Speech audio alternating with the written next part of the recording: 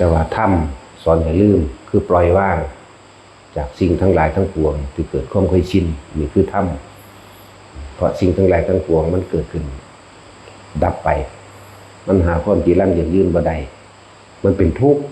เพิ่นก็เลยสอนให้พวกเฮานะให้มองเห็นทุกข์ในตนเองคือความเข้าไปยึดร่างกายตัวเองนั่นเป็นเหตุแห่งทุกข์ล่ะยึดร่างกายว่านี่ของกูนี่ก็ของกูผมกูตอนนี้ตอนมันนมอยู่ก่อนว่าดำว่าตอนมันงอกมันบ่พอใจมันนั่นแหละเป็นทุกข์ตอนมันงอกบ่พอใจมันเด่นเนาะโอ้ยอันนั้นอันนี้หาแนวมาประดับประดาไหมตกแต่งเอาไหมนี่โลกสอนให้จำสอนอยากว่าอยากให้บ่อยากแก่บ่อยากเฒ่าบ่อยากเปลี่ยนแปลงจะเป็นเหมือนเดิมจะเป็นคือเก่านี่เรียกว่าโลกสอนให้จำแต่ว่าธรรมคือสิ่งทั้งหลายทั้งปวงที่ว่ามาเนี่ยล้วนแล้วแต่นี่ความเกิดขึ้นเป็นธรรมดาแตกดับเป็นธรรมดาพุทธเจ้าเขาจึงสอนให้พวกเขาลืมหรือปล่อยวางนั่นเองสิ่งใดที่เขายึดมั่นถือมั่นสิ่งใดที่เขาเป็นทุกข์กับมันคือสิ่งนั้นที่เขากำลังยึดมันนั่นเองเขากำลังปรุงแต่งกับมันบ่อยากให้มันแก่ชราบ่อยากให้มันห่อนบ่อยากให้มันหิวบ่อยากให้มันหนาวอยากให้มันดีในคือความพอใจของเจ้าของเป็นแบบใดก็อยากให้มันเป็นไปนุ่มแต่เป็นสภาพร่างกายก็อยากให้นุ่มอยู่จังสั่นบ่อยากให้เจ็บบ่อยากให้ปวดบ่อยากให้ป่วยแต่ธรรมชาติเกิดแก่เจ็บตายนี่คือธรรมคุณจึงให้มองเห็นสิ่งที่ตัวเองกำลังยึดก็ยึดตัวบ่อยากป่วยก็ยึดตัวนั้นเขามีความเจ็บความปวดความป่วยเป็นธรรมดาเนี่ยเพื่อนให้เห็นเป็นธรรมดามันบ่แสอยู่จังสั่นตลอดเลยวาง2 มื้อที่แล้วหลวงพ่อบ่ได้เป็นหวัดเด้ล่ะปันมื้อนี้คือเป็นเนาะบ่ได้สูญให้มันเด้ล่ะคือซื่ออยู่ก็มันบ่แม่นของเฮามันบ่จีรังยืนพร้อมมันก็บ่แสอยู่จังซี่เด้ล่ะเนาะแล้วจังซี่แหละก็ธรรมดาอยู่เด้ล่ะแหละเฮายอมรับกับความเป็นอนิจจังอนัตตาเฮายอมรับกับสิ่งที่มันเป็นเฮาสิไปทุกข์เองกับมันเนาะเดี๋ยวมันก็เศร้าเอาเองดอกมันเป็นเอาเองได้มันก็เศร้าเอาเองได้ตัวเนาะมันเกิดเอาเองได้มันก็ตายเอาเองได้เหมือนกันนั่นแหละเฮาสิไปวุ่นวายหยังกับมันนั่นแหละจึงบอกว่าโลกสอนให้จำธรรมสอนให้ลืมคือการปล่อยวางนั่นเองคำว่าลืมก็ดีจะไปนำเข้ามาอย่าไปคิดเข้ามานั่นแหละคือทั้งหลายอันหลายอย่างที่โลกเขาบ่รู้ความจริงเพราะว่าสิเป็นการจุติการเคลื่อนที่คติคือทางไปเพราะว่าสิเป็นการเกิดหรือการบ่เกิดคนทั้งหลายบ่ได้รู้เด้บ่ได้เกี่ยวกับว่าเจ้าสิเกิดโดนอายุ100 ปี150 164 ปีก็ช่างเจ้าบ่ได้รู้แจ้งเห็นจริงตามความเป็นจริงเจ้าบ่ได้รู้นี่คือทุกข์เจ้าบ่ได้รู้นี่คือเหตุแห่งการทุกข์คือการกลับมาเกิดนี่คือทุกข์ดับไปดับสนิทเย็นดับสนิทเป็นแบบใดเจ้าบ่รู้หนทางกันออกจากการเวียนว่ายตายเกิดนั่นน่ะทุกข์เจ้าบ่รู้โลกก็ซ้อนกันไปเพื่อให้เกิดความยึดมั่นถือมั่นในโลกอย่างเช่นว่าลูกตายมาเกิดเป็นลูกแม่อีกเด้อแม่นบ่หลานตายมาเกิดเป็นลูกเป็นหลานแม่อีกเด้อนั่นสอนให้จำบ่ล่ะว่าถึงบางคนก็แม่ตายพ่อตายปู่ย่าตายายตายเกิดพบใดชาติใดก็จะเกิดเป็นลูกเป็นแม่กันอีกเด้อนั่นเป็นสั่นล่ะแล้วคนทางโลกบ่ได้มีดวงตาเห็นธรรมบ่ได้รู้แจ้งเห็นธรรมอีหยังคิดเอาเองว่าเอาเองเห็นเราเป็นเราเองแล้วก็เข้าใจว่าคนเคยพากันเฮ็ดมาแบบใดก็อยากเฮ็ดไปแบบนั้นอย่างเช่นว่าคือคนป่วยคนเจ็บไข้ได้ป่วยเนี่ยเอาใกล้สิเบิดอายุแล้วบัดนี้ทางโลกเขาสิสอนกันแบบถ้าสิเว้าธรรมะให้ฟังจังซี่อย่าไปกวนเล่าอย่าเล่าอยากไล่ให้เราไปสบายๆซะจังซี่เด้ บางพวกก็หาเสื้อผ้าใหม่ๆมาให้หาเงินมาใส่มือให้หาท่องมาให้กำไว้เบิ่งมันธรรมดาบอกมันสอนให้กันไปนรกเล่นรู้จักบ่ล่ะเงินกูท่องกูเสื้อผ้าไม่กูไปดีใจน้ำจังสั่นก็มีเห็นบ่ล่ะจะคิดเอาเองแล้วนี่เอาไว้แต่สื่อทางไปสวรรค์เด้อเบิ่งมันงมง่ายขนาดใดก็บ่รู้จักหยังส่วนพระพุทธเจ้าบัดนี้ผู้เพิ่นรู้แจ้งธรรมรู้แจ้งโลกวิทูเบิดล่ะเพิ่นแสดงธรรมให้คนป่วยก่อนที่สิตายเพิ่นแสดงธรรมเด้ในพระคุณสูตรจังซี่พระภักคุป่วยเป็นโรคฝีโรคหนองเต็มต้นเต็มโตอยู่เพิ่นเข้าไปถามเธอยังพอทนได้หรือไม่ไม่อาจสามารถทนได้พระเจ้าข้าเหมือนดุจดังว่าร่างกายนี้จะฉีกเหมือนว่าหัวนี้จะแตกเป็นเสียงพระเจ้าข้าดูก่อนพระคุณะเธอจึงฟังเพิ่นก็สอนกายนี้ไม่ใช่เราใช่ไหมไม่ใช่เราพระเจ้าข้าถ้าเป็นของเราแล้วเราต้องบังคับได้ใช่ไหมใช่พระเจ้าข้านี่เพิ่นก็สอนเรื่องนี้สอนไปจิตคล้อยตามธรรมจิตคล้อยตามคำสอนพระพุทธเจ้าเนี่ยพระพุทธเจ้านี้ออกไปชั่วบ้านนานพระคุณะนั่นกะสิ้นล่มพอดีกับบรรลุอรหันต์คือบ่กลับมาเกิดอีกเพิ่นสอนบ่ให้ยึดถือว่านี่กายนี่ก็บ่เป็นของเฮารูปกายก็บ่เป็นของเฮาแต่เป็นของเฮามันต้องบังคับได้แหมนั่นหรือบ่เวทนาคือความรู้สึกบ่ว่าสุขบ่ว่าทุกข์บ่ว่าเฉยบ่ว่าสิ่งใดก็ช่างจะมีความเปลี่ยนแปลงเป็นไปเรื่อยๆแม่นบ่แม่นสัญญาเป็นของเฮาบ่เป็นพระเจ้าข้านี่สัญญาก็บ่เป็นมีความจำได้มั่งบ่ได้มั่งนั่นมันเที่ยงหรือไม่เที่ยงไม่เที่ยงพระเจ้าข้าสิ่งใดไม่เที่ยงสิ่งนั้นเป็นทุกข์หรือเป็นสุขเล่าเป็นทุกข์พระเจ้าข้านั่นสมควรหรือไม่ที่เราจะเข้าไปยึดมั่นถือมั่นไม่สมควรพระเจ้าข้านั่นเขาจะสอนกันไปเห็นบ่สังขารคือความคิดปรุงแต่งบ่ว่าสิ่งทั้งหลายอันเป็นเครื่องประกอบกันขึ้นคือสังขารภายนอกดินน้ำลมไฟยกตัวอย่างเช่นขึ้นร่างกายของเขาเองกายสังขารถ้าเป็นของเธอต้องไม่เป็นโรคใช่ไหมก็ไม่ใช่นั่นก็ไม่เป็นพระเจ้าข้าจะกล่าวไปย้ายกับความคิดนั่นจิตตสังขารได้บัดนี้ความคิดนี่จะไม่คิดอยู่ในเรื่องเดียวจะไม่คิดนึกปรุงแต่งอยู่ในเฉพาะเรื่องเดียวแต่ละวันเธออาจสามารถจำได้หรือไม่จำไม่ได้พระเจ้าข้านั่นเห็นว่าล่ะแล้วเป็นของเราหรือไม่บอกไม่เป็นพระเจ้าข้านั่นวิญญาณการรับรู้ความรู้สึกหรือความรู้ต่างๆเฮาสิรู้แช่อยู่เรื่องเดียว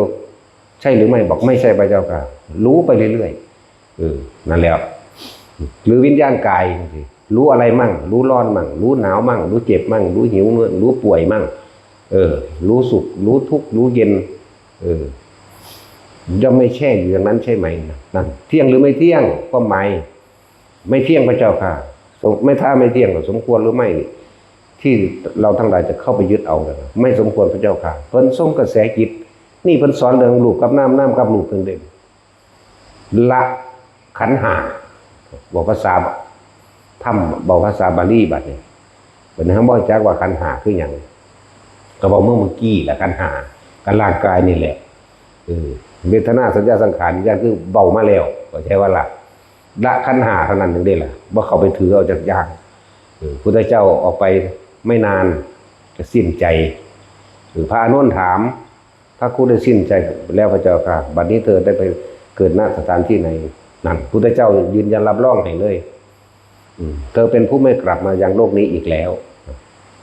เธอได้เข้าสู่ปรินิพพานไปแล้วนะทั้งสั้นแล้วนี่คือธรรมนี่คือธรรมสอนให้ลืมสอนให้ปล่อยให้ว่างสอนให้ละไม่ให้ถือเอานี่เขาต้องสร้างผู้รู้แจ้งโลกคือพระพุทธเจ้าคนสอนคนสิจักหยังก็อย่าไปกวนเพิ่นให้เพิ่นไปสบายๆว่าบางคนก็เอาเงินเอาทองไปใส่มือให้เห็นบ่ล่ะจิตเกิดโลภขึ้นมาเสือกตายซะมันไปเป็นเปรตได้นั่นน่ะเนาะไปเป็นเปรตได้นั่นน่ะจิตเกิดโลภขึ้นมาของกู สั้นยกเขาบางที่มันบ่เคยเห็นเคยได้มันแม่นบ่ล่ะจักยืมของไผแล้วมา เป็นเงินจังสิเป็นทองจังสิจักสิยืมไผแล้วนั่นแล้ว บัดนี้ไปเห็นทองแล้วของกูเงินกูก็กำไว้ความคิดมันสิไปซื้อนั่นซื้อนี่เพิ่นเด้สิตายแงกๆอยู่บันไดมันยังบ่ได้อันสำนึกอีหยังเด้นั่นน่ะเลยหั่งไปสอนกันตื้มเข้าไปอีกสอนให้ไปจดจำขนาดเข้าไปอีกพูดไปห่วงลูกที่ลำเอียงก็มีเด้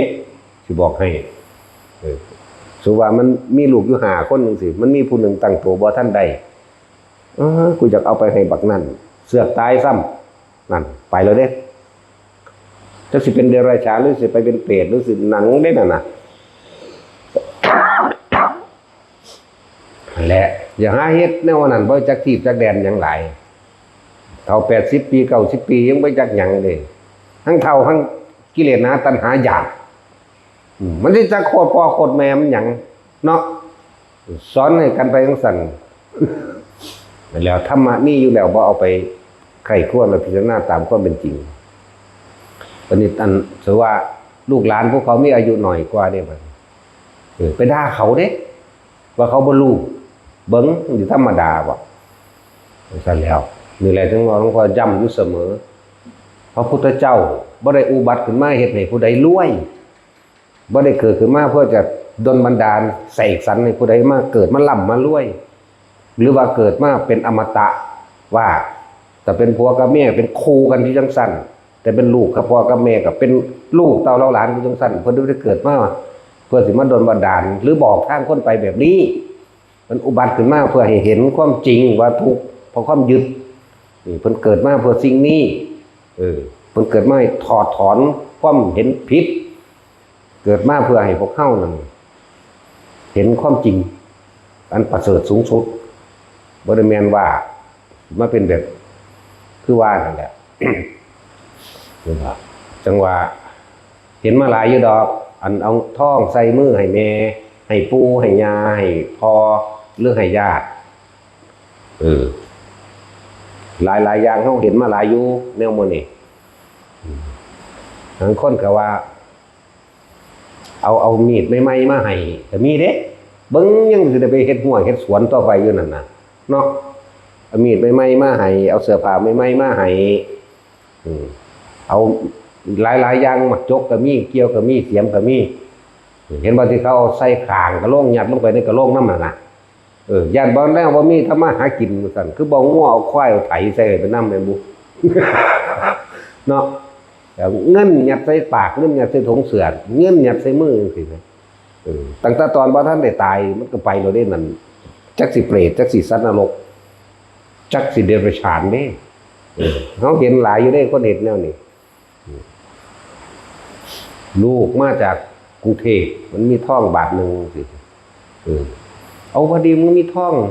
เอาท่องมาไปเพิ่นแน่เพิ่นนั่นไปสบายๆเพิ่นอยู่เพิ่นจังสิบ่ห่วงว่าซั่นมานั่งห่วงท่องอยู่ในมือที่บางที่มันอยากคิดเอาไปให้ลูกอีกผู้หนึงบ่ทันตั้งตัวได้มันกังวลอยากบอกมันอสุรกายเด้นั่นน่ะแม่นบ่ล่ะแล้ว ทั้งเฒ่าหัวงอกเท่าใดแห่งกิเลสนะตัณหาหยาบกว่าเด็กน้อยอีกธรรมดาว่ะเนาะ จังซั่นแต่ที่บอกแต่ละคนว่าคนที่ดูแลคนเจ็บคนป่วยเด้อพยายามยัดเยียดธรรมะให้ฟังโลดเห็นบ่ล่ะเอาซะเบาเอาอีหยังอันแนวเน็บหูน่ะใส่หูก็ได้ตัวเปิดซุมื้อนี่มันง่ายอยู่แล้วแหมโอ้ยตะกี้แสวงหาธรรมมันเหมือนธรรมดาเด้หนังสือก็หายากหนังสือพระไตรปิฎกนี่กว่าสิได้มาแต่ละหม่องแต่ละวัดนี่เป็นของยากคักเด้หรือการสร้างพระพุทธรูปตะกี้โอ้ยใส่กำลังคนบักหลายเด้กว่าสิได้แต่ละองค์เนาะหนังสือธรรมะก็หายากมันเป็นผูกเด้ผูกไผผูกมันเด้มันง่ายๆเด้วิสุทธิมรรคตะกี้มันเป็น3เล่มเด้ศีลก็ผูก1เล่มนึงสมาธิก็ผูก1เล่มนึงปัญญาก็ผูก1เล่มนึงทั้ง4มันบ่แม่นมีอันเดียวรวบมาคือเดี๋ยวนี้เด้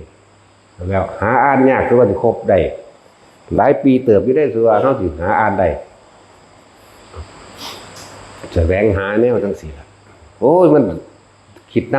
ำโอ้กูจะไปหาเล่ม2อยู่ใส่เนาะมันธรรมดาบ่นั่นแหละสมัยนี้มันง่ายแล้วในโทรศัพท์นั่นมันถึงยุคที่โลกาภิวัตน์ที่พระพุทธเจ้าเพิ่นทำนายไว้แล้วคนต่อไปในภายภาคหน้ากึ่งพุทธกาลสิหูทิพตาทิพโดยบ่ต้องบำเพ็ญเพียรนั่นแม่นความเพิ่นเบิดแล้วโลกทั้งหลายสิอยู่ในมือแม้นเจ้าสิอยู่ขั้วโลกเหนือขั้วโลกใต้ก็สามารถเห็นหน้าเห็นตาคุยกันได้มันก็แม่นความเพิ่นตัวที่โบราณเพิ่นเอามาเว้าไว้อยู่มาพงเขาเซาออกดอกน้ำไหลไฟสว่างน้ำไหลขึ้นสู่ที่สูงก็ได้เป็นจังซั่นแล้วก็แม่นตัวแล้วเดี๋ยวคนที่ดูแลคนป่วย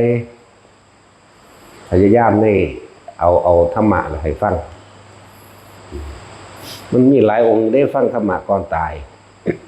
แล้วก็ได้บรรลุหอดอรหันต์ในโจรคาตจังซั่นตำราเขาเขียนไว้ว่าบรรลุภาษาลิบุตรเด็กหรือบุเทศ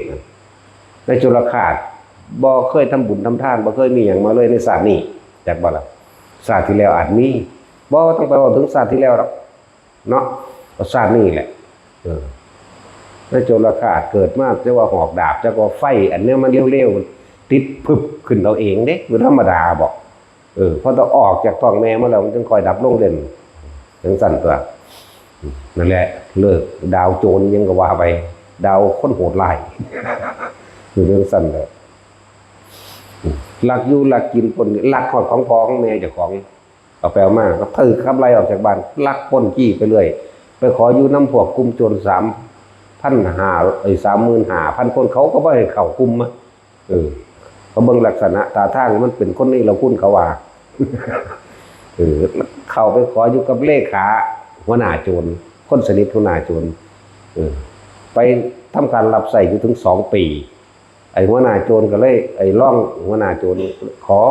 เขาน้ำแน่นี่มันมารับใส่ผม2 ปีแล้วท่านพี่เขาเลยเอาเขานำป้นขี้ไปมาที่ในที่สุดแล้วทางการเขาก็จับได้คือเก่านั่นแหละเขาจับได้แล้วโห35,000 คนว่ะตามธรรมดาแล้วเขาเจ้าโจรทั้งหลายนั้นเขาเจ้าบ่ทำร้ายกันเด้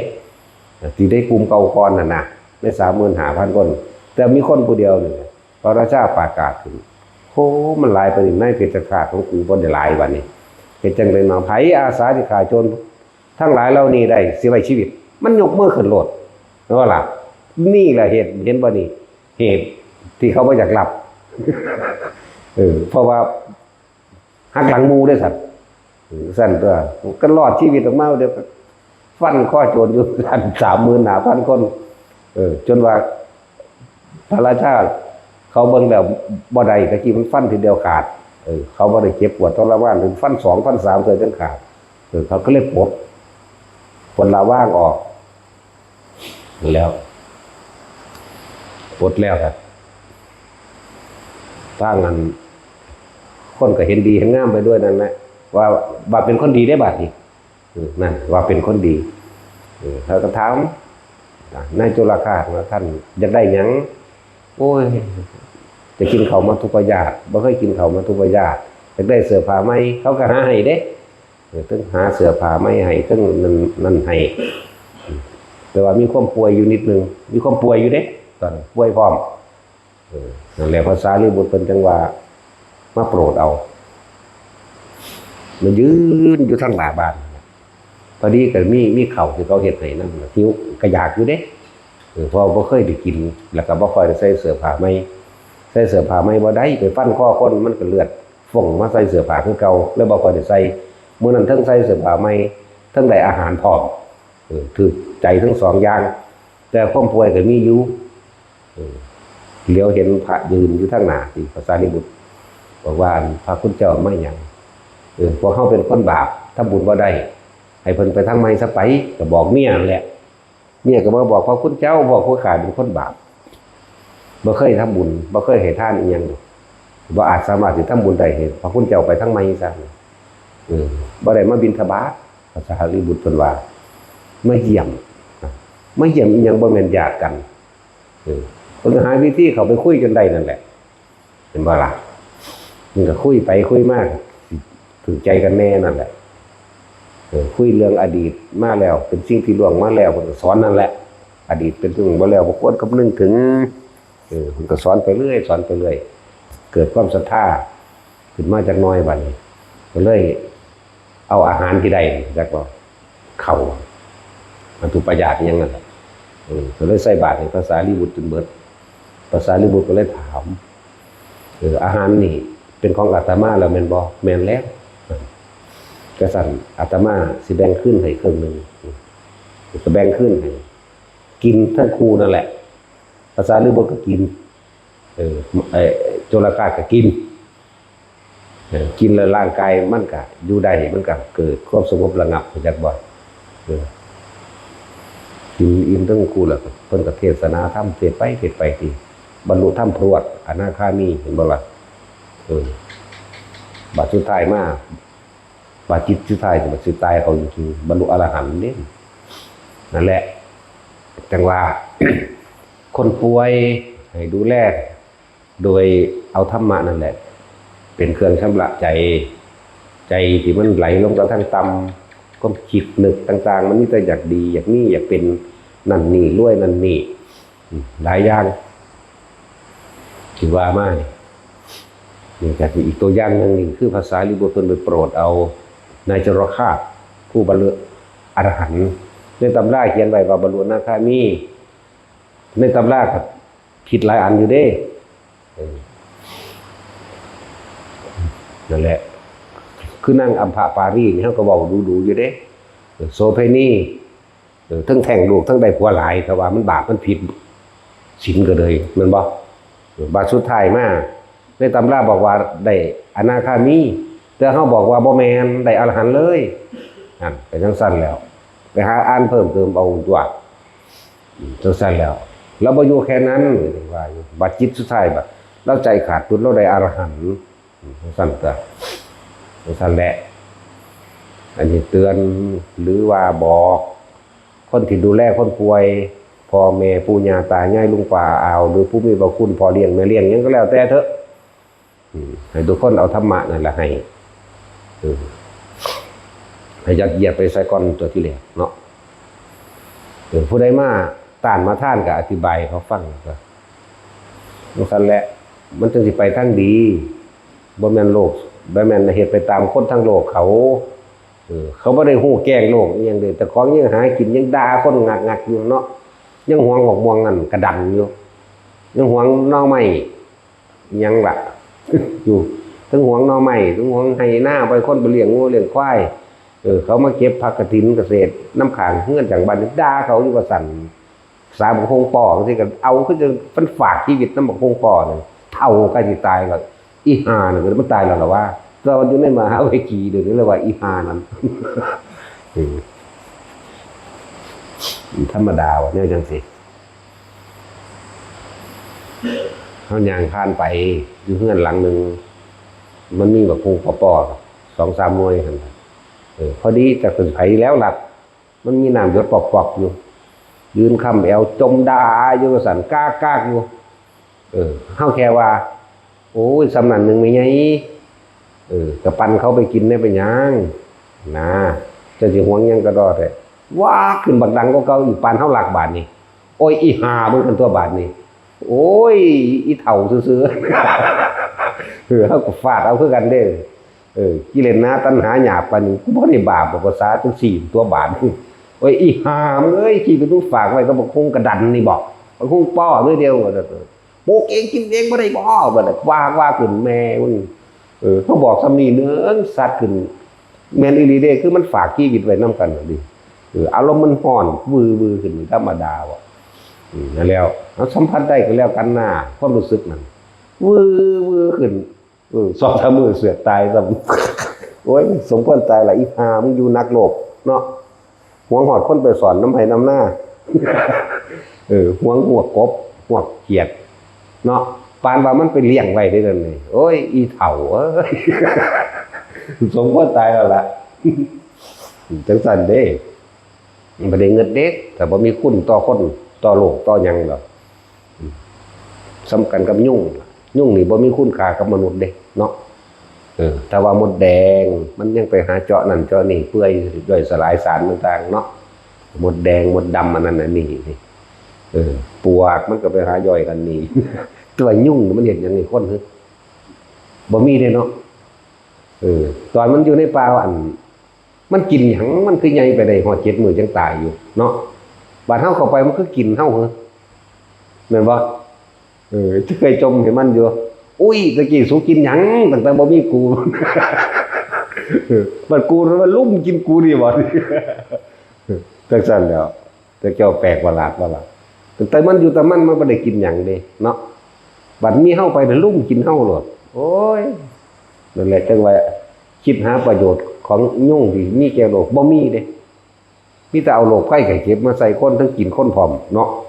บ่มีถ้ามดแดงหรือปวกหรือหนอนยังมีเด้มันยังย่อยสลายนั่นนี่ขนาดจุลินทรีย์มันยังย่อยอยู่ นั่นแหละนั่นแหละพวกบ่รู้จักหยังพวกอันเวลาคนเฒ่าคนหยังก็แล้วแต่เพิ่นป่วยนั่นน่ะเอาเงินมาให้มันก็หวงไว้นั่นล่ะเปรตเข้าใจบ่ล่ะเอาทองมาให้กับของกูเห็นบ่ล่ะดีบ่ดีมันเข้าใจเด้คนเฮามันสิคิดเข้าข้างของเด้เนาะบางทีเขาให้กำไว้ซื่อๆโหมึงให้กูแล้วเด้แล้วก็ด่าอีนั่นอีนี่สัตว์กันไปเลยเด้ปุ่นมันคิดไว้จากไปให้ผู้อื่นให้สมมุติว่าลูกตั้งโตหันใดมันจะไปจังซั่นเด้มันเป็นความจริงเด้อนี่มื้อนี้ก็ดีแล้วก็ให้ก่อนที่ตายครับให้เพิ่นตายแบบสบายๆว่า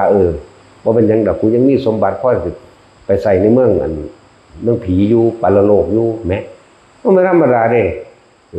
แท็กซี่มึงเคยได้ยินบ่แนวจังซี่มึงตะกูนั่นเด้เหตุแนวจังซี่ ที่ลีนี่แล้วนั่นแหละยังเบายังเขาเจ้ามีศรัทธาอยู่แล้วสำหรับคนป่วยจังซี่หาผ่าไตหาบาหรืออันใดก็ได้เฮ็ดสังฆทานตัวแม่นบ่ล่ะบ่แม่นเอาเงินไปให้กำไว้เฮ็ดสังฆทานนิมนต์พระไปรับถ้าลูกถ้าย่างก็ไปหันไปนี่บ่ได้ยกผ่าไตใส่หัวหรือหยังก็ตางเนิ่งก้นขึ้นถ้ามันลุกบ่ได้คักหลายก็เลยเนาะเฮ็ดสังฆทานหามันตายมื้อนั้นจิตก็จับอยู่ในสังฆทานมันก็ไปสวรรค์จักบ่ล่ะนี่บอกอานิสงส์สันน้อยๆให้เด้นี่สังฆทานถวายบาตรก็ได้ผ่าไตหรือสุดครบสุดบวชเลยก็ได้หรือถวายสิ่งใดสิ่งหนึ่งก็ได้ที่มันจำเป็นต่อหมู่สงฆ์ข้าวสารอาหารแห้งเงินทองหรืออิหยังก็แล้วแต่เฮ็ดเป็นสังฆทานนิมนต์พระไปรับแม้นเพิ่นสิไปผู้เดียวมันก็เป็นสังฆทานมันเป็นตัวแทนรับเพิ่นก็เอาเข้ามาหมู่สงฆ์คือเก่านี่บางที่จิตมันไปจับอยู่ตอนที่ได้ถวายผ้าถวายหยังก็ลาไปจิตจับตอนตายพอดีก็ไปสวรรค์อันนี้ทั้งท่านแหละแล้วก็ผู้ที่นั่นก็ฟังธรรมะเพิ่นฟังอยู่แล้วมึงบ่ไปเอาผู้ใดไกลก็ได้นะเอาย่ายอีหยังเมียพญามารนี่นะแล้วสิว่าอะไรลืมล่ะฮะยายเวียงยายเวียง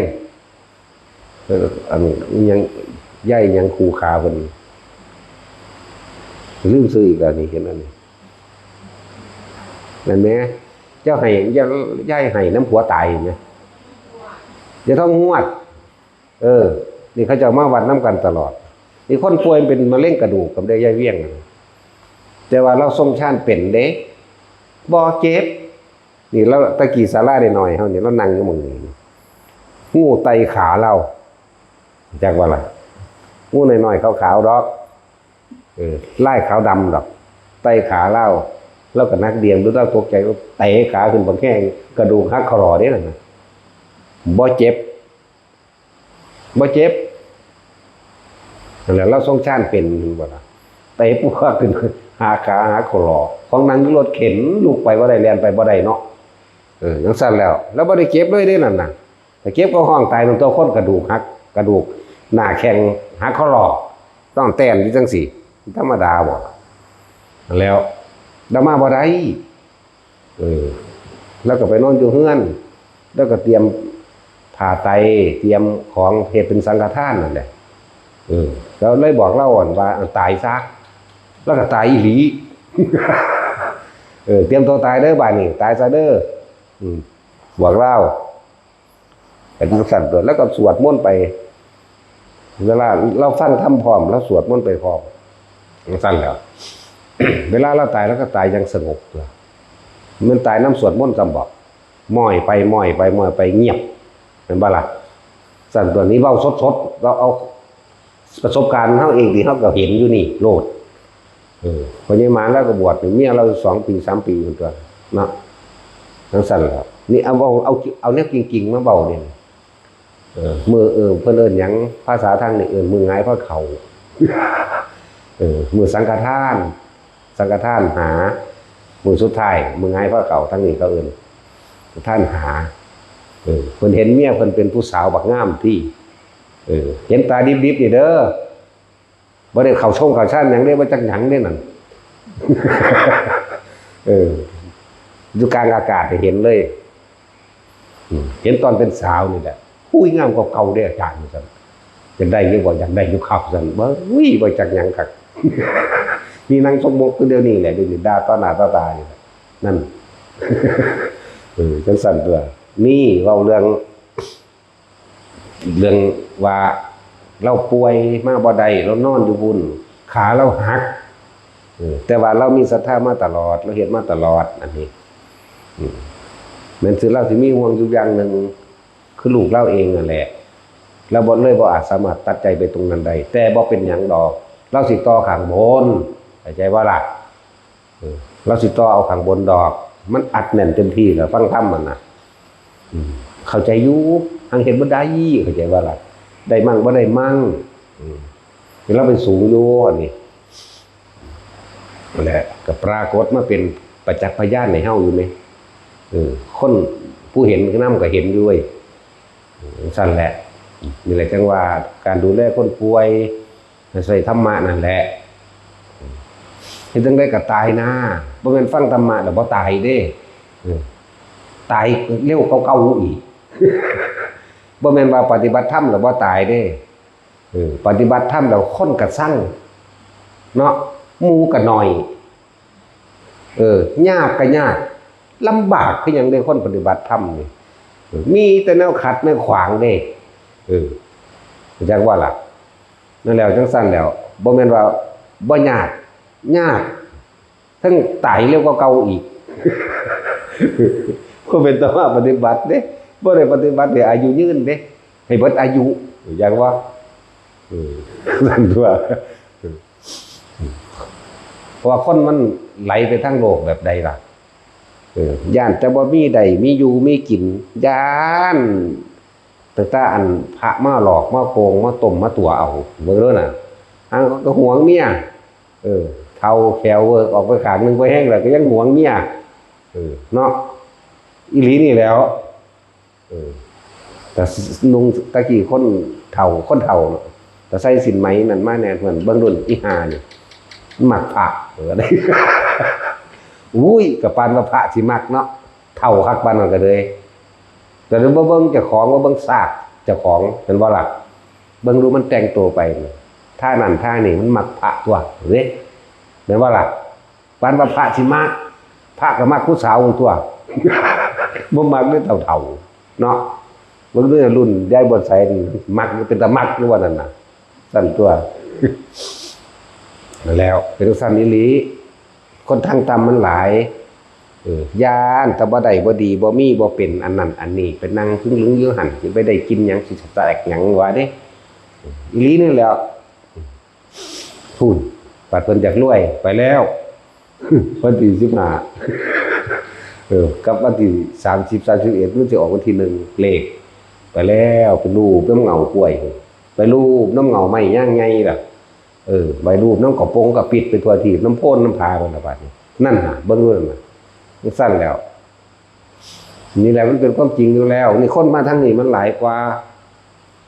มันประมาณกันบ่ได้เลยเด้ประมาณก็คือพระพุทธเจ้าประมาณเขาโคคนที่มาวัดฟังธรรมใดนี่เปรียบเสมือนหรือว่าเขางัว2เขา ส่วนคนไปลงตั้งต่ำดุจดังขนโคนั่นมันจะยังไปสอนกันออกจากทุกข์ได้หรือว่าหลักเนาะบางรอดนี่ก็โล่งกันนะมีดบ่เสียมบ่เกี้ยวบ่มัดจกบ่เสื้อผ้าไม่เด็กเนาะแล้วเงินยัดใส่ได้ปากอีกบางคนเป็นยัดใส่ในถุงเสือได้เป็นสั้นแล้วยัดได้หลายเลยไหมสับปะเลยดึงเอาเบิดส่วนเดียวแล้วมันเป็นการคิดที่ลึกคิดถือถ้าบ่ฟังทำออกจากถูกบ่ได้ดอกถ้าบ่ฟังการฟังธรรมโอ้ยจากสิ่งที่บ่เคยได้ยินก็ได้ยินได้ฟังจากสิ่งที่บ่เคยเข้าใจก็เข้าใจจากที่บ่คันได้เข้าใจรู้แจ้งมันก็รู้แจ้งมันว่าล่ะสิ่งที่บ่เคยได้ยินได้ฟังนี่ล่ะว่าสิ่งที่บ่เคยได้ยินได้ฟังจากคำว่าเข้าใจเห็นค่อยตามความเป็นจริงและสามารถบรรลุธรรมได้บ่เกิดดวงตาเห็นธรรมตัวนั่นแหละและสิไปเสื้อแต่เด็กน้อยเขาบอกคือว่าป่วยจังซี่นะคือเฮาบอกอยู่เดียวนี้แหละเอาธรรมะเด้อให้พ่อให้แม่ให้ปู่ย่าตายายเพิ่นบ่มักก็เปิดอยู่หั่นแหละลุกมาบ่ได้ดอกเนาะเปิดอยู่หั่นแหละคนเฮาฟังไปฟังมามันเบิดทางไปเบิดทางลูกมันเบิดกำลังมันน้อมใจไปเองดอกจังซั่นตัวบ่ซั่นก็ตายไว้ในแม่โลดนั่นแหละแสดงธรรมะจักว่าล่ะซั่นแล้วบ่กล้าเด้อยันบาปเจตนากับบ่เจตนามันคนละอย่างกันเข้าใจบ่แต่ว่าต้องกล้าเด้เฮานี่เอาธรรมเป็นใหญ่อยู่แล้วเป็นธรรมเจดีย์ธรรมเป็นใหญ่ไผสิเข้าใจเฮาว่าจังไดก็เป็นเรื่องของผู้นั้นบ่แม่นเรื่องของเฮาสาดป้างหมดเลยเด้แต่บ่ใส่ก็สร้างเด้เครียดหลายก็ผูกคอตายเนาะแต่สร้างกินขี้ดังเบิ่งต่อหน้าเว้นผู้ใดกินจะโคนอยู่นี่มีแต่มาหลายกว่าเก่าอีกคือซั่นแล้วแหละบอกยัดเยียดธรรมะให้บ่ว่าเด็กน้อยป่วยว่าผู้ใหญ่ป่วยก็สัตว์มันโลดจิตมันรับรู้ได้เหมือนกันมันสิบ่รู้เด้อนี่บัดสุดท้ายขนาดสัตว์เดรัจฉานมันยังรู้เด้อย่าลืมเด้ยกตัวอย่างให้ฟังดูอยู่ตัวมาไปเกิดเป็นเทวดาเนาะโคสกะเทพบุตรก็หมาเนี่ยนั่นน่ะไปเกิดเป็นเทวดามันจำเอาภาพหลวงพ่อดันหอนี้ไปจำพรรษาอยู่ภูเขาคันธมาศมันก็คิดฮอดคิดถึงนั่นแหละแต่ว่าหูบ่มันมีอยู่ในความเมตตาอยู่ในนั่นแหละมันเป็นการระลึกได้นั่นก็ตายก็ไปเป็นเทวดาได้นี่ขนาดฉี่เมามันบ่ได้อยากหูจักยังดอกบักห่างก็เลยเทวดาเท่าท้องนะเมาเหล้าตู้กินด่าขาดเบิดตลอดมันเอาตีนสี่ใจขาดพอดีกับภาพมันจำจากภาพมันจำภาพพระพุทธเจ้านั่งคอมออยู่เทิงท่านมานั่นตายบ่ดีเสือกไปสวรรค์สันดาวดึงมันนี่แม่บักห่ามันมีนางฟ้าเป็นบริวาร700บ่เฮ็ดอีหยังมึงสิไปมีได้ปานนั้นนังเบิ่งนี่คืออานุภาพเข้าใจบ่นี่จิตตั้งมั่นล่ะอันนั้นน่ะจักว่ามันเพ่งไปพอดีกับตายยังว่าจิตสุดท้ายก่อนตายสำคัญที่สุดถ้าว่างก็ว่างได้เลยถ้าติดไปทางดีก็ดีไปเลยคือกันซั่นแล้วอะไรจังว่าให้ทุกคนดูแลคนเจ็บคนไข้คนป่วยยังก็แล้วแต่เอาธรรมะพวกเขามันเฮ็ดเป็นอยู่แล้วก็พยายามเฮ็ดเอาตัวเนาะมันบ่ได้เฮ็ดให้ไผให้เด้ออันนี้ก็บอกซื่อๆเด้บอกซื่อๆเฮ็ดบ่เฮ็ดก็สร้างเสือบ่เสือก็ตามบ่ให้ฟังเนาะก็จริงถึงแต่คนมาปฏิบัติธรรมก็ยังบ่เป็นตาสั่งก็ดอกเนาะคนมาปฏิบัติธรรมนี่หมู่สิน้อยลงบ่มีผู้ใดจะคบหาเข้าใจบ่ล่ะได้ลี่มากลักมาแอบมากก้มหมู่มาอย่างคนเห็นเนาะขนาดนั้นเด้มาชิ้นข่าวบ่มีไผครบ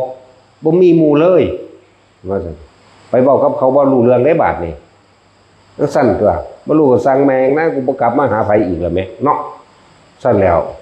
ปฏิบัติธรรมนี่ยากคือหยังนี่เด้ว่าธรรมดาเด้กว่าสิเข้ามาหาทางนี้ได้ยาก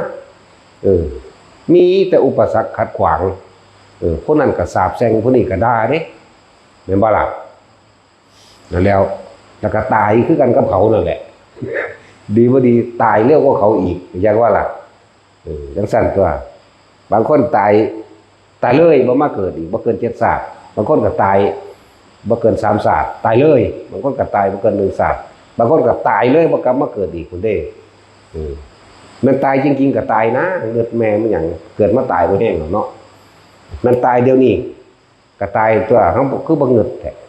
บ่ได้มีความกังวลได้มันตายเนี่ยซื่อๆอยู่นั่นแหละ ฟังเอาเด้อพวกก็ดีมันก็มีหลายอย่างพิเศษออกมาในนอกตำรานี่มันก็มีอยู่เด้นอกตำราอันนึงมันเว้าเรื่องของเพิ่นก่อน ว่าเรื่องเฮาอ่านมาจากประวัติหลวงปู่บัวเพิ่นเขียนไว้เรื่องเกี่ยวกับเมซี่แก้วเสียงล่ำเนาะคือมีนายพรานผู้หนึ่งไปยิงหมูมาเขาก็คั่วเรียบร้อยไปลูกหลานของนั่นนายพรานนั่นก็เอาเนื้อเขาก็ตั้งใจไว้อยู่ดอกว่าจะเอาเนื้อหมูนี่มาถวายแม่แก้วถึงดำตลอดทั้งหมู่พระสงฆ์องค์เจ้านั่นมาแหละแต่ว่าหมูนั่นมันติดต่อได้เฉพาะแม่แก้วนี่ละมั้งคือว่าคุณแม่ผมนี่คือหมูผมถูกยิ่งตายบักนั่นยิ่งผมมือนั่นมือนี้เวลาตอนนี้ผมขอถวายเนื้อหนังเด้อนี่เห็นบอกเขาเปลี่ยนใจกับเจตนาอาศัยแต่เนื้อหนังนี่แหละเพราะได้เป็นบุญกุศลในคุณแม่รับให้แน่คุณแม่สันให้แน่จังซั่นแล้วบัดนี้เพิ่นออกจากภาวนามาเพิ่นก็จดไว้เวลาไว้บักนั่นเป็นผู้ยิ่งเป็นผู้บ่แม่นผู้ยิ่งผู้ชายบ่เลยยิ่งตายยิ่งหมูตายจักบ่บักอันนั้นเป็นผู้เอาปืนยิงนะชื่อว่าจังซั่นลูกหลานชื่อว่าจังซี่สิเอาเนื้อหมูมาถวายจังซี่บัดนี้เพิ่นก็เลยบอกให้เฮ็ดถวายหมู่สงฆ์จักบ่ล่ะเพิ่นก็รับให้เขาก็อาศัยเนื้อหนังนั่นแหละนี่พอถ้าของมาตกสู่ของตกหมู่สงฆ์ปุ๊บไปสวรรค์ได้นี่คือหมูตายแล้วล่ะอันนี้จากโบราณตายแล้วตายในมือนั่นแหละแต่ว่ามาเข้าฝันหรือว่านี่มีเพิ่นนั่นแหละนี่อันนึงเด้อสำหรับคนที่ถามว่าทำบุญให้แม่เลี้ยงได้บุญบ่ได้เสมอกันกับแม่จริงๆถ้าสิเว้าแล้วเรื่องอดีตชาติที่มาเกี่ยวกันชาตินี่บ่ได้เป็นแม่กันเป็นชาติที่แล้วนั่นเองจักบ่ล่ะชาตินี้บ่ได้เป็นมันพลาดพลาดออกมาศาสตร์มันนั่นแหละเห็นบ่ความยึดมั่นถือมั่นของคนมันจำเห็นบ่นี่บัดนี้แล้วก็มาใหญ่นำแม่เลี้ยงเป็นผู้เลี้ยงคือว่าทำบุญอุทิศให้แม่เลี้ยงได้เสมอกันกับแม่จริงบ่ได้เสมอกันเพราะนั่นก็คือแม่จริงๆเหมือนกัน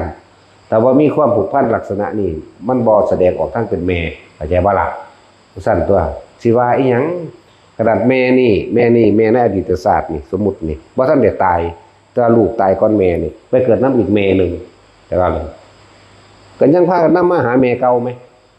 ก็จังสั่นมันยังมีอยู่เด้ล่ะนี่คือนอกพระไตรปิฎกแน่นี่ก็ยังมีจังสั่นแหละมันหลายเรื่องพอดอกแต่เฮาสิเว้านอกประเด็นนี่ประสบกับเฮาเองก็เยอะแยะตัวของบ่บอกซื่อบางที่เลือกเลี้ยวเบิ่งอาหารที่เขามาไอ้ที่หยิบเอาตอนเดียวเอายังหลายก็เท่านั้นแหละกินบ่กินก็อีกเรื่องนึงเด้แต่ว่าหยิบแล้วนี่จักบ่ล่ะคือว่ายังหอดหนูพุ่นแล้วผู้ขาเป็นหนูผู้หญิงอันนี้ผู้เขาออมหนูมาบ่ได้อยากกินออมหยังเด้อสิบอกอย่าไปหาว่าเด้อมื้อนั้นอ้อมหนูใส่อันนั้นอันนี้มาให้นะรับให้ข้าน้อยแหน่อัญญาก็เบิ่งแบบมันมีอีหลีเว้ยกูคงจักแล้วว่าต้องบอกไปแล้วก็ไปอีกหานี่เสร็จแล้วก็ยิบใส่นั่นแหละก็กินอยู่ดอก นั่นแหละอย่างจังซี่ก็มีหนูผู้หญิง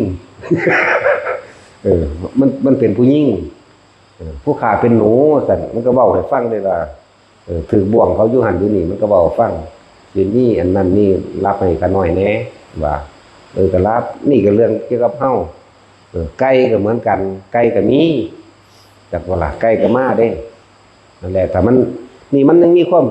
ผูกพันคิดถึงอยู่นี่เห็นบ่นี่แต่ก็สั่นแล้วนี่ก็มี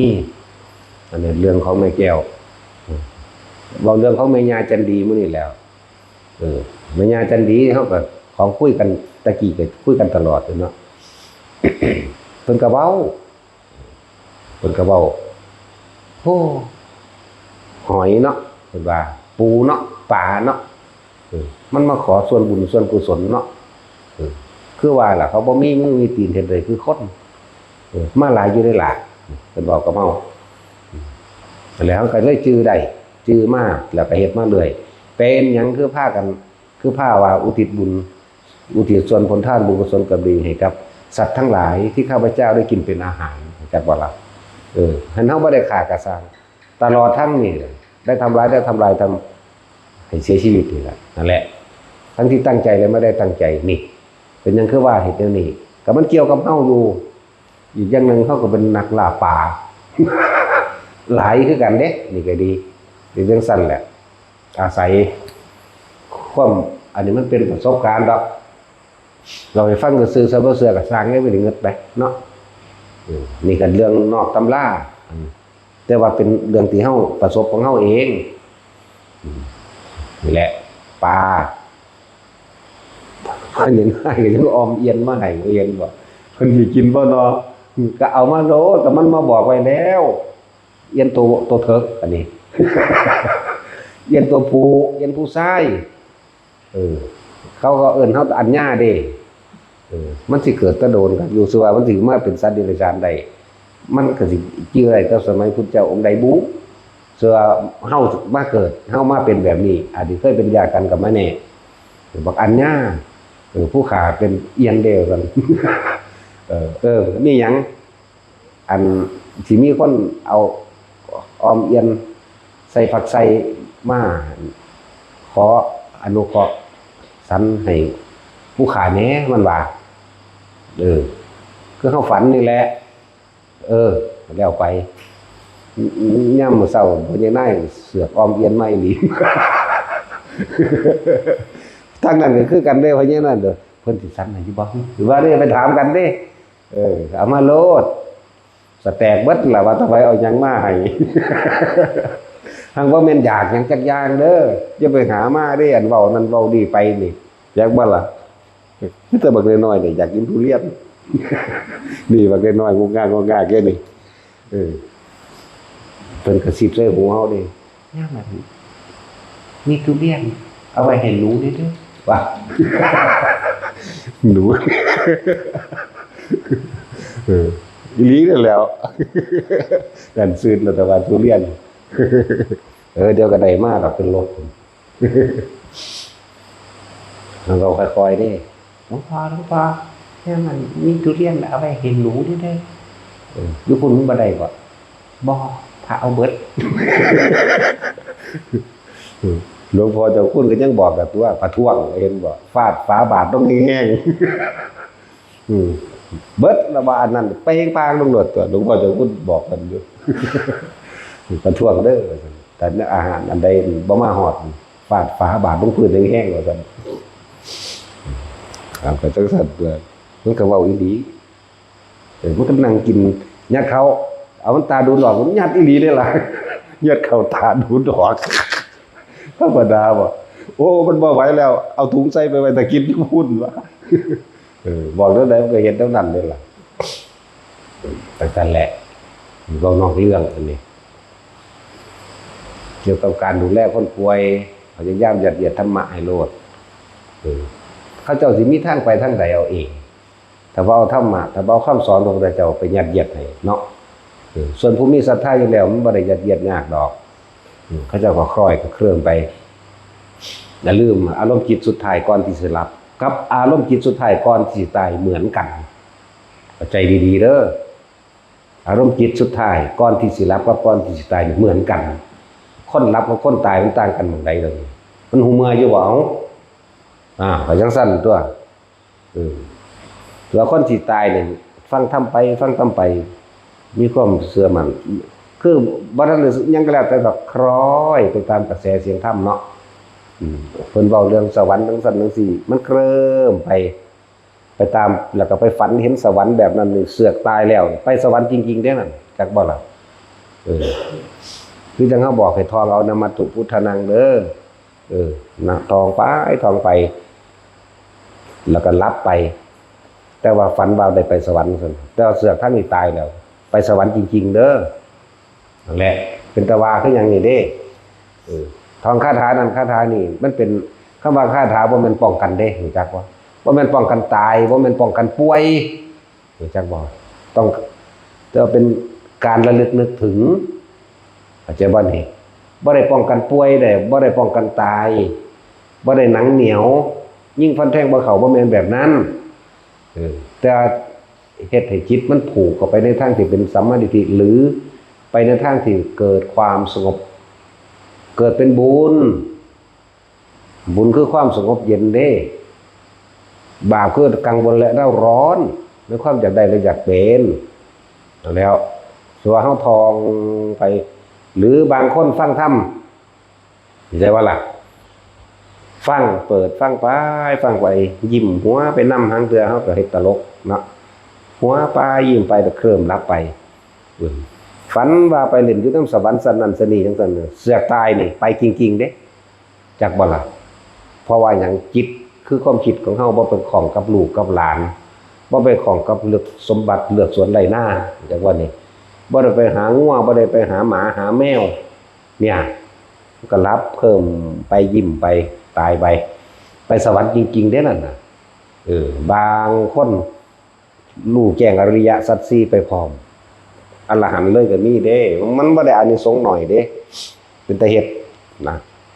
นั่นแหละพ่อแม่ปู่ย่าตายายผู้ใดป่วยก็ดี เอาแนวนี้ล่ะใส่ให้ฟังว่าฟังก็สร้างจมก็อย่าไปฟังเขาจมอย่าไปเถียงเอาชนะกันมันบ่มีผู้ใดเฮ็ดให้ไผได้เขาต้องเฮ็ดเอาเองแม่นบ่ล่ะมันบ่มีผู้ใดบังคับความคิดไผได้เด้การน้อมคิดบ่มีคนอื่นน้อมให้ได้เด้ตัวเองจริงๆได้น้อมความเห็นน้อมความเชื่อน้อมใส่ความจริงกับชีวิตจริงของเจ้าของเองมันบ่มีผู้ใดน้อมให้เด้ทำเป็นประสบการณ์ตนเองล้วนๆเด้แม่นบ่ล่ะซั่นแล้วว่าคนบ่ป่วยก็แนะนำโลดบ่ว่าแต่ป่วยนี่พูดถึงคนป่วยมันบ่ป่วยเฮาก็แนะไปคือพ่อแม่อยากให้ลูกเต้าเราหลานได้ดีใหญ่คือพยายามสอนเหยียดมันในแบบหยังใหญ่ขึ้นไปเป็นพระอรหันต์ให้แม่ได้หลานนี่เนาะ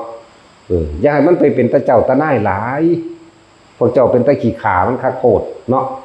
แต่มันเป็นเจ้าเป็นนายตัวติดยาบ้าเต็มบ้านเต็มเมืองกันนั่นน่ะมันเฮ็ดหยังผิดมาแล้วเอานั่นเอานี่ไปประกันเอามีหยังขายก็ขายมีหยังจำนองออกมาเอาเงินไปไทยมันออกมาก็จำนองจำนำแม่นบ่ล่ะซั่นแล้วปล่อยมันตายแมงก็เป็นหยังสาลูกเนาะอย่างสั่นตัวมันจะไปมีบุญคุณมันทั้งใดสัตว์จากบ่ล่ะบอกความจริงเด้นี่ขาพวกนี้สัมผัสสัตว์ธรรมดาแหละจากบ่ล่ะสิปล่อยมันก็ขาผู้อื่นแมงขามันก็มันเป็นบ่เดี๋ยวความจริงละอันนี้ก็ดีนั่นแหละยังละบาดต่อไปเราเด้อที่ว่าเฮ็ดบุญให้แม่เลี้ยงพ่อเลี้ยงอิหยังก็แล้วแต่ได้สำคัญกับพ่อแม่เป็นจริงๆบ่ได้เพราะมันเกี่ยวพันกันมาล่ะจักว่าล่ะมันเป็นศาสตร์ใกล้ๆทีนึงเด้นี่คือคนมันจื้อศาสตร์ใดในศาสตร์เดียวนี่จักว่านั่นตายจากพ่อแม่นี่ตายก่อนพ่อก่อนแม่ตายตอนเป็นเด็กน้อยจัก7 ขวบ10 ขวบก็แล้วแต่จักบ่แล้วมาเกิดนำแม่ผู้ใหม่นี่นำมาหาแม่ผู้เก่ามีความผูกพันกับแม่ผู้เก่าหลายกว่าอีกสั้นแหละอันนี้ก็เหมือนกันเขาก็เคยเป็นแม่เฮาล่ะเขาจึงเอาเฮาไปเลี้ยงจังว่าล่ะก็เลยเป็นแม่ศาสตร์ที่คือว่าแม่นี่ศาสตร์ที่1ผู้ต่อไปเป็นศาสตร์ที่2ที่3ก็ได้ใกล้ๆกันนี่ดีมันใกล้ๆกันนี่เองนั่นแหละ คลายความกังวลบ่ต้องกังวลเฮ็ดไปโลดได้ฮอด7ศาสตร์ตอนสิทำบุญให้พ่อแม่แหมสิไปวายหยังกับศาสตร์1กับศาสตร์2แม่นบ่ล่ะสมมุติว่าเขาเลี้ยงเฮาในศาสตร์นี้เพิ่นตายแล้วนี่แสดงว่าแม่เพิ่นเป็นศาสตร์ที่2 1คือแม่นี่2คือแม่ที่มาเลี้ยงนี่เข้าใจบ่นี่จังซั่นตัวอันแรกให้มั่นใจเฮ็ดไปโลด คนที่ได้ก่อนหมู่ในการทำบุญคือไผเจ้าของเองบุญคือความสงบเย็นคือความสบายใจในเจ้าของเองที่ได้ทำจักบ่นั่นแล้วเจ้าของเองได้ก่อนบุญเกิดจากผู้ให้ไม่ใช่ผู้รับเว้าประจำเด้อบุญเกิดจากผู้ให้นี่ให้แล้วนี่บุญอันเกิดจากการให้ทานให้แล้วไม่หวังผลในทานไม่มีจิตอุพันในผลแห่งทานและอุทิศผลทานบุญกุศลกบีให้กับญาติผู้ล่วงลับไปแล้วจากบัดนี้บุญเกิดจากผู้ให้เฮาเป็นคนให้เฮาบ่หวังหยังมันก็สงบแล้วนี่แหละผู้ได้รับความโมคือเจ้าของเรียกว่าบุญอันเกิดจากผู้ให้ไม่ใช่ผู้รับส่วนผู้รับสิเป็นพระพุทธเจ้าสิเป็นอริยสงสาวกก็ตาม บัดนี้ขึ้นอยู่กับอันนั้นคืออานิสงส์ที่เฮาสิพึงได้ต่างหากดอกจากบ่ล่ะหมายความว่าเป็นพระผู้เพิ่นทรงศีลทรงฌานเพิ่นก็สิแสดงเรื่องฌานล่ะให้เจ้าฟังจากบ่ล่ะและถ้าสมมุติว่าถ้าจะเว้าเรื่องอันนึงแสนโกรธเท่าเด้ท่านคนทรงฌานไล่เบิ่งเอาที่นำพุทธวจนะก็ดีให้ท่านกับสัตว์เดรัจฉาน100ครั้งแม่นบ่อานิสงส์ก็ยังไม่เท่าให้กับมนุษย์ผู้ทุศีลคนบ่มีศีล1,000จังซี่ให้คนมีศีลเท่าใดให้คนไม่มีศีลน่ะ 1,000 ครั้งก็ไม่อาจสามารถสู้กับคนที่มีศีลแม้เพียงครั้งเดียวเนาะให้กับคนที่มีศีลบัดนี้แม้น100 ครั้งอานิสงส์ก็ยังไม่เท่ากับบุคคลผู้เป็นผู้มีจิตห่างไกลจากกามคนทรงฌานนั่นล่ะห่างกิจจากกามเข้าใจบ่ล่ะเข้าใจบ่จังซั่นตัวคนทรงฌานนั่นแหละอันนี้สงถึงแสนโกรธเท่าได้บัดนี้แต่ว่าบัดนี้แม้นให้ครับคนทรงฌานแม้100 ครั้งอันนี้สงก็ยังไม่เท่ากับพระโสดาบันเห็นบ่ล่ะโสดาบันแม้เพียงครั้งเดียวนี่คืออานิสงส์ประมาณบ่ได้จะบ่ล่ะโสดาบัน100ก็ว่าทอสกิทาคาไล่ไปจนมาหาพระพุทธเจ้าให้พระพุทธเจ้า100 ครั้งอานิสงส์ก็ยังไม่เท่าสังฆทานแน่บางดูนี่ย้อนขึ้นมาหาพระสงฆ์อยู่เพราะพระสงฆ์เป็นผู้สืบทอดคำสอนของพระพุทธเจ้าแต่มีแต่พระพุทธเจ้าผู้เดียวตายแล้วผู้ใดสิมาสืบมันก็บ่แม่นพระพุทธเจ้าตัวเป็นปัจเจกไปตัวแม่นบ่ล่ะจังซั่นแหละนี่บอกอานิสงส์เกี่ยวกับบุญอันเกิดจากผู้ให้ไม่ใช่ผู้รับสิเปรียบเทียบ คือพระราชากับเสนาบดีคู่กันนั่นแหละขี้เหล้าเมายาบ่มีปัญญาทำมาหากินมันก็ไปหาเอาผ้ากาสาวพัดผ้าเหลืองทั้งใดบุระมาห่มแล้วมันก็ขอทานพระราชาก็ให้ทานเสมอก็ดีใจว่าเจ้าของได้ให้พระอรหันต์ก็เลยบอกพระเสนาบดีนำไปเบิ่งดูเพิ่นเป็นอยู่จังไดความเป็นอยู่แบบใดเสนาบดีมันก็นำไปที่บางนั้นมันเป็นคนขี้เหล้าเมายาหลับตาบางคนในเขาได้ปลามันก็ถอดสุดออกเห็นบ่ล่ะท่านเสนาบดีเห็นแล้วบักหามึงเอ้ยเห็นบ่ล่ะเดี๋ยวก็มารายงานพระราชาย่านพระราชาเสียใจบัดนี้ก็เลยขี้ตัวโอ้โหเพิ่นเป็นอรหันต์เด้อซั่นเขาไปสู่ป่าบังโพ่นคอยแล้วหอไปเลยพระเจ้าข่าซั่นโอ้ตั้งนี่ขนลุกปลื้มขึ้นเก่าๆนี่เห็นบ่ล่ะซั่นตัวต่อมาพระราชาน่ะตายไปสวรรค์เข้าใจบ่ล่ะตอนนี้ถึงผลทานของเจ้าของเองที่ว่าได้ทานให้ตั้งแต่ท่านได้ขี้เหล้าเมายาเด้น่ะคนขี้ตัวได้นั่นน่ะมันมาตัวมันสิคร้านเฮ็ดเวียกจักว่าล่ะเลี้ยงเจ้าของเองบ่ได้มันเลยมาหาขี้ตัวคนกินซั่นพระราชานี่ก็บ่มีลูกบ่มีเมียก็แต่งเสนาบดีผู้นี้ล่ะบอกให้รับสืบทอดต่อเป็นพระราชาต่อแต่ว่ากระทำตามประเพณีหมายถึงพระราชาในพระทานพระราชาผู้ใหม่ผู้เสนาบดีขึ้นมาเป็นแทนกระท่านเหมือนกันแล้วเสือกเป็นพระอรหันต์แท้ที่บัดนี้เป็นพระปัจเจกพุทธเจ้าแท้เด้บัดนี้มาบิณฑบาตเสมอทั้งกับใส่ทานใส่ซื่อๆบ่ได้มีความยินดีเด้นั่น ใส่ตามประเภทนี้ว่าพระราชาองค์กรพระทำแนวใดเขาก็เฮ็ดแนวนั้นเพราะว่ามันเป็นที่ผูกใจชาวเมืองแล้วอย่าบ่ล่ะเป็นตัวอย่างนั่นแล้ว ใส่ดูเขาแล้วกันบัดนี้ก็บอกเสนาบดีเจ้าของเองจักบัดนี้ไปนำเบิ่งดูเพิ่นเป็นอยู่แนวใดตั้งแต่ความมั่นใจของพระราชาผู้นี้เข้าใจบ่นี่มั่นใจแล้วล่ะว่าบ่แม่นพระอรหันต์มั่นใจแล้วว่าต้องเป็นขี้เหล้าเมายาคือผู้นั้นคือผู้เจ้าของไปเบิ่งนั่นผู้นี้ไปนำไปเพิ่นเข้าสู่ป่าที่บังรับตาของคนแล้วเพิ่นก็เหาะไปได้กับอากาศจริงๆบัดนี้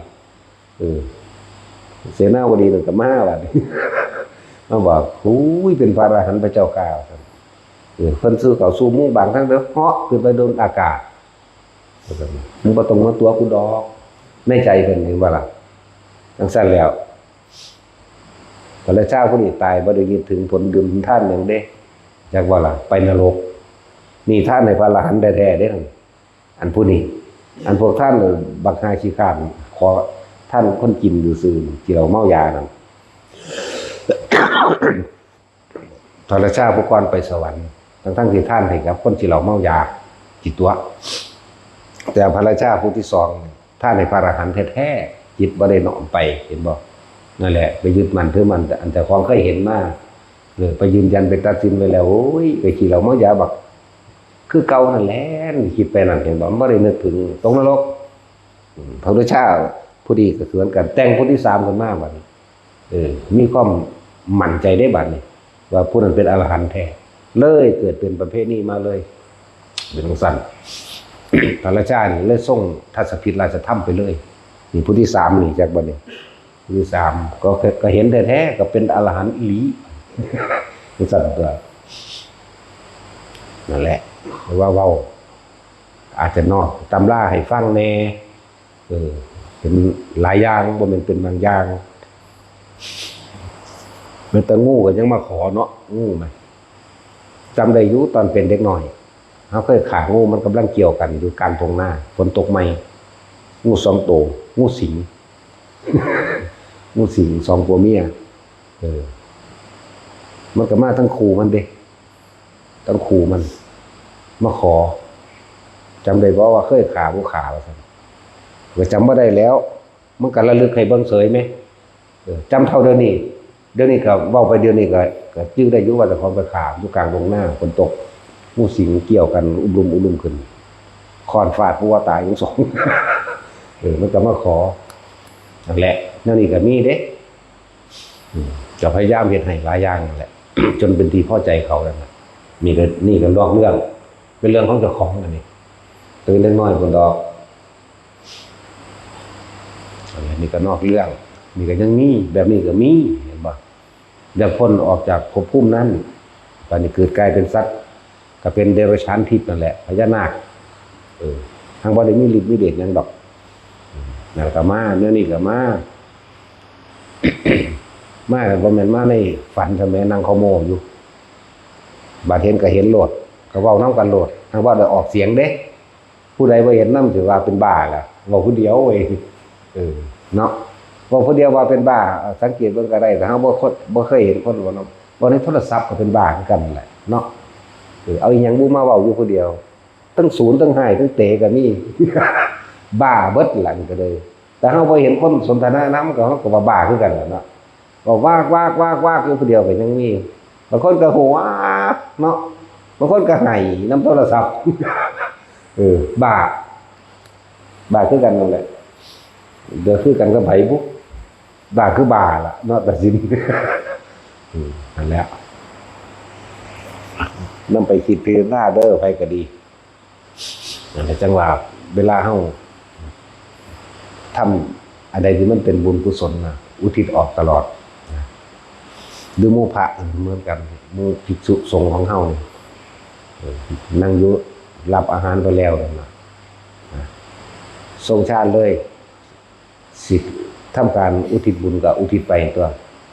นึกเข้าไปจับจุดนั้นโลภได้แล้ว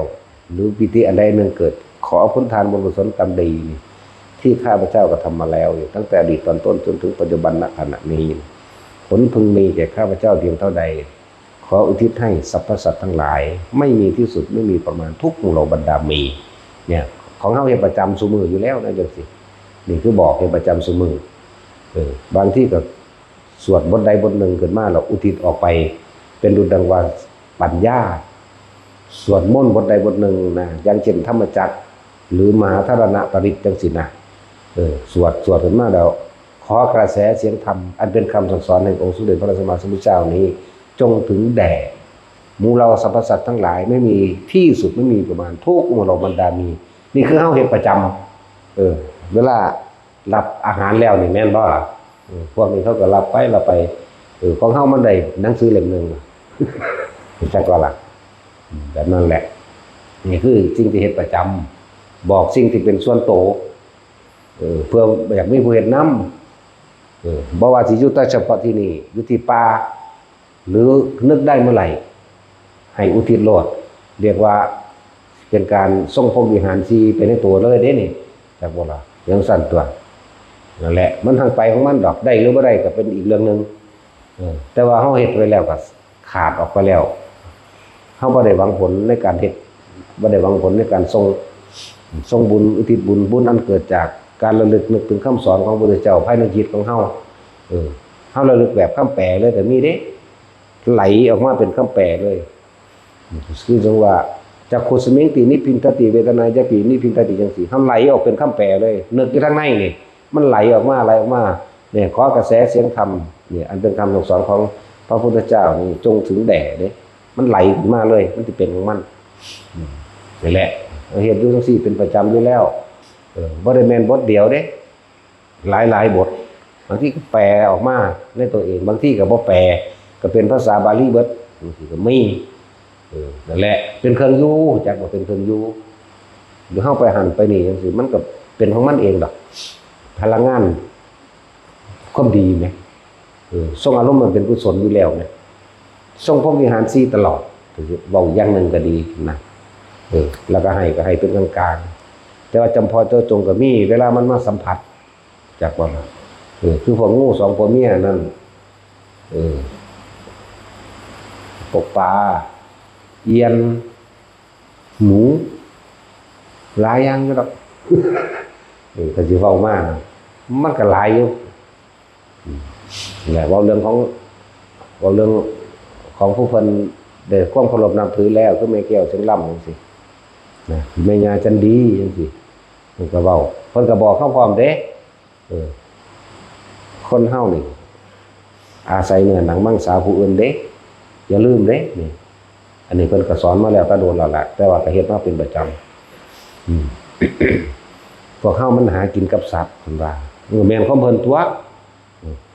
ตะกี้เฮามักโวไปเวเนาะไผบ่กินสัตว์ตัวนี้ล้วนแล้วเจ้าบ่กินปีกกันแล้วหัวเพิ่นก็เลยที่กินเฮาแง่เด้ฮู้จักอยู่เด้ถ้าเกิดมาเพิ่นก็บ่เคยฆ่าสัตว์ดอกญาจันดีนั่นถึงเพิ่นสิมีลูกมีผัวแต่บ่เคยฆ่าสัตว์จักบ่ล่ะผู้อื่นฆ่าให้ ผัวฆ่าให้หรือในญาติพี่น้องของเพิ่นเองเพิ่นบ่เคยฆ่าสัตว์เพิ่นเว้าถ้าเกิดมาในแม่สิจงใจฆ่าสัตว์ทำลายชีวิตผู้อื่นบ่มีเลยเด้อล่ะเพราะว่าเฮาก็ทราบเจ้าบ่กินตินะกินอยู่แต่ผู้อื่นฆ่าให้แต่แม่เกิดมาแม่บ่เคยจงใจว่าสิฆ่าผู้ใดเลยเด้นี่คือคำสอนมันจักว่าล่ะบ่มีในนี่เลยเวลานั้นแม่เอาหน่อไม้เอาเห็ดนี่ว่านี่คือคุยกับแม่อาจารย์ดีหน่อไม้เห็ดนี่แม่ก็เอาอยู่นะนั่นแล้วแต่ว่าเบิ่งเห็ดอันใดมีหนอนบ่เอาเข้าใจว่าล่ะอันนี้เป็นเกล็ดเล็กๆน้อยๆเพิ่นยังเลี้ยงลูกน้อยอยู่2จากวันหาบลูกใส่ทั้งหน้าทั้งหลังหาบลูกไปหน้าเวลานั่นมันเห็ดน่ะโอ้ยเห็ดอีแม่มันก็ไปเก็บเอาเพิ่นก็ไปเก็บเอาผู้ดูทั้งหน้าผู้ดูทั้งหลังก็บอกว่าเห็ดแต่ว่าแม่เก็บเห็ดแล้วอันใดมันมีหนอนบ่เอาเข้าใจบ่อันใดมีสัตว์กินบ่เอานั่นแหละว่าเป็นเกล็ดความรู้เขาก็มองว่าโอ้นี่เป็นศาสตร์สุดท้ายของเพิ่นตัวเนาะแล้ว เป็นผู้มาคราวเดียวนี่สิศีลเพิ่นมีมาตั้งแต่ตะเกิดไปตะได้พอหรือตะศาสตร์ที่แล้วผมก็ว่าไปจังซี่เว้าให้ฟังเป็นเกณฑ์เล็กเกณฑ์น้อยเวลาเว้าเพิ่นเว้าตอนเพิ่นบรรลุธรรมเพิ่นก็เว้าเด้เป็นชั่วโมงเด้เพิ่นเว้าหูแบบนั้นแบบนี้ก็ไม่น่าใจเว้าให้ฟังแต่คนผู้คนเกิดกำลังใจว่าผู้หญิงมันก็บรรลุได้แต่ว่าล่ะแต่พวกเจ้าต้องถิ่มลูกถิ่มผัวไม่ใช่ว่าล่ะถิ่มลูกถิ่มผัวเด้เจ้าต้องไปผู้เดียวรถนิพพานมานี่พวกเจ้าสิถิ่มลูกน้อยได้บ่ยังถามอยู่เนาะเพราะนั่งลูกน้อย2ตัวบ่นึงถิ่มได้เนาะนั่นแล้วนั่นสั่นแล้วพวกเฮาเด้เนาะต้องให้มันได้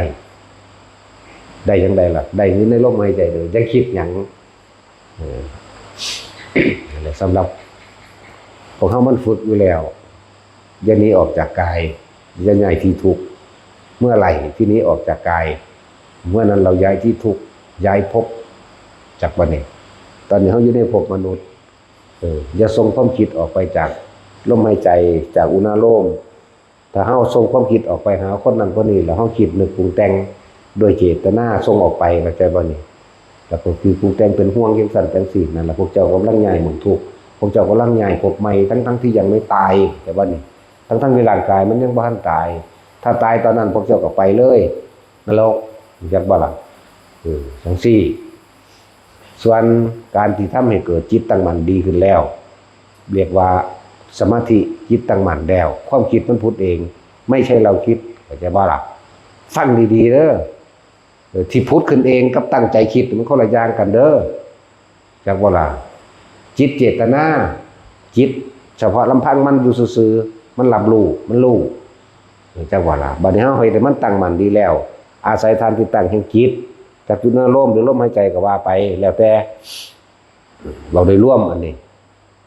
เพื่อผู้อื่นเขาเจ้าจับลมซื่อๆก็มีแต่ว่าลมต้องลมอีหลีเด้ลมล้วนๆเลยเด้มันฮอดบ่มีฮอดร่างกายบ่ได้ลมแต่ว่ามันมีอยู่มันหังบ่ได้สนใจในร่างกายแต่ว่ามันมีแต่ลมสำหรับผู้ลม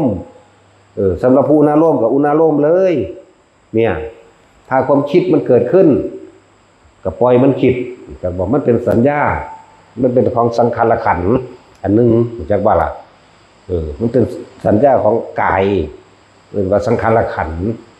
ความคิดของขันธ์ความคิดที่มันมีอยู่แล้วของมันอย่าไปใส่เจตนาคิดน้ำมันฟัง2ล็อกเด้อตั้งใจคิดกับคิดขึ้นมาโดยไม่ได้ตั้งใจมันคนละอย่างกันเด้อนั่นแหละจับจุดตัวนี้ให้ดีๆน่วงอยู่หน้าผากนี่มันสิคิดไปเลยคิดไปอย่าให้จุดนี้หายแต่จุดนี้หายความรู้สึกในกายหายเมื่อไหร่ย้ายพบใหม่เมื่อนั้นมันไปแต่พอบ่ทันได้ตายพี่เด้อจักว่าล่ะนี่แหละที่พระพุทธเจ้าเพิ่นสอนในคิริมานันตสูตรถ้าอยากรู้สวรรค์ก็ให้รู้ตอนที่ยังมีชีวิตอยู่รู้นรกก็ให้รู้ตอนที่มีชีวิตอยู่รู้นิพพานก็รู้ตอนมีชีวิตอยู่เข้าใจบ่ล่ะนั่นแหละเนาะสมาทาน